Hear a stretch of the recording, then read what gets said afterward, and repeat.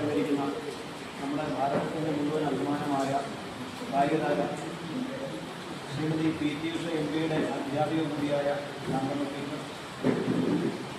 ഈ വായനത്തോടൊപ്പം ശ്രീകുമാർ സാർ ഈ കൊണ്ടിച്ചേരുന്ന വഴിയും പ്രതികൂല കാലാവസ്ഥയിലും ഈ പുസ്തക ചർച്ചയിൽ പങ്കെടുക്കാൻ എത്തിച്ചേർന്നിരിക്കുന്ന സജ്ജനങ്ങളെ നമസ്കാരം.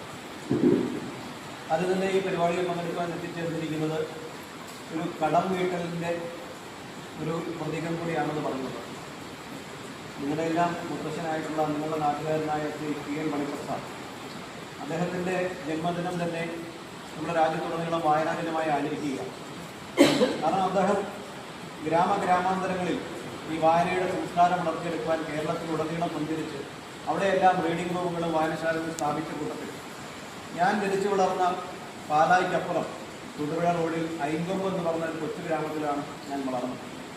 അപ്പോൾ അവിടെയും ഞങ്ങൾക്കൊരു Janata library and reading room എന്ന് പറയുന്നൊരു വായനശാലയുണ്ട്. അദ്ദേഹം സാന്ദർഭികവശാൽ അവിടെ വന്നിട്ടും ആ വായനശാലയിൽ നിന്നും എടുത്തു വായിച്ച പുസ്തകങ്ങളാണ് എൻ്റെ അറിവിനെയും അല്ലെങ്കിൽ എൻ്റെ വ്യക്തിത്വത്തെയും എൻ്റെ സ്വഭാവത്തെയും സംസ്കാരത്തെയും ഒക്കെ സ്വാധീനിച്ചതിൽ ആ വായനശാലയ്ക്ക് വളരെ വലിയൊരു പങ്ക്. ഇന്നും ഞാൻ അവിടുത്തെ ഒരു വായനക്കാരനാണ്. എല്ലാ ആഴ്ചയും നാട്ടിൽ പോകുമ്പോൾ പുസ്തകം സ്ഥിരമായി വായിക്കാറുണ്ട്.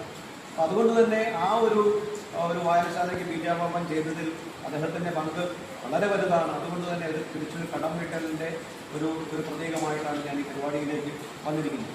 രണ്ടാമത്, വേറെ എവിടെയാണ് ഇത്തരത്തിലൊരു പുസ്തക ചർച്ച നടക്കാൻ സാധിക്കുന്നത്? തീർച്ചയായും നമ്മുടെ പണിക്കർ സാറിൻ്റെ നീലമ്പേരിൽ തന്നെയാണ് ഇത്തരത്തിലൊരു പുസ്തക വായനയും പുസ്തക ചർച്ചയും നടത്തുന്നത്.